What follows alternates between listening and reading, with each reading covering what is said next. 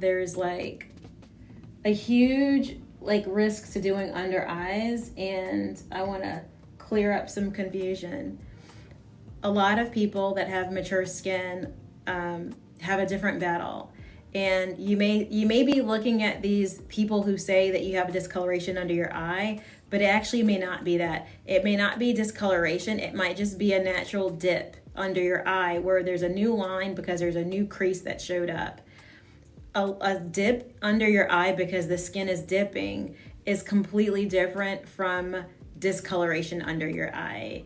And the dip under your eye is not going to get fixed by adding, for my color, a lot of people, when you have a dark spot, you're going to put orange color corrector under the whatever you think is a dark spot. But here's the reality. If you've got a dip in the skin, the color corrector is not going to correct the dip in your skin. It's not going to do anything. So you can do the color corrector and then do the concealer. You're still going to have that dip in your skin. What I find works best is not to, those color correctors, I think most of the time are useless. The young women are promoting them, and every time I see them promote color corrector, they don't even have discoloration under their eyes. I almost think, what are you doing? You're almost just annoying me. I almost feel like, are you trolling? Because I feel like you're trolling the people who have wisdom. So what I'm saying is, I think this works better. I think if you got a potted concealer or a cover cream type of potted product, something that is thick, that's what you want to use rather than the color corrector. That's my opinion. I'm sticking to it because I've tried color corrector a bunch of different times. To me, it doesn't work.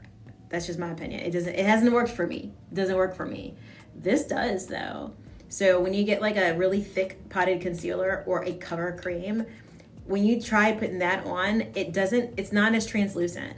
So you're not gonna be able to see through it. And that's a very different type of experience than when you put makeup on your face and technically it's translucent. You could see through it. It might be brown, but you could see through it.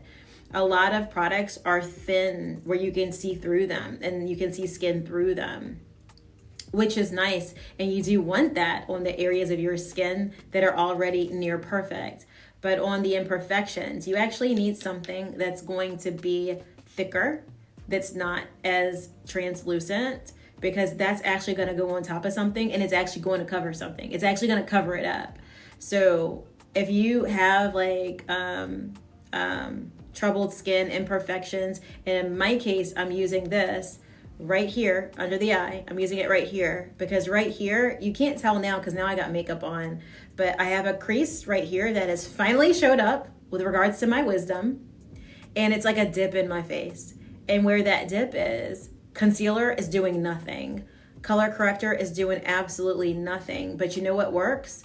When you get something that's thick enough to go right on top of it, when you get something thick enough, it actually, basically it's like cement for a hole. It fills it in so that you no longer have the hole. So that, and just put it right here, one line, doop, and then I touch it with my finger. When I do that, and then I put concealer on top, it changes the game. For me, that's the only thing that works, and it literally makes that dip in my face, that crease in my face disappear. That crease is a difference between me looking 20 years older or 20 years younger. We be fooling the young dudes with that, okay? So if you're 20, get out of my direct messages. You're too young. But that's how we fool the young ones, y'all. We still want to fool them. Come on, don't we? I do. So that's what that's for.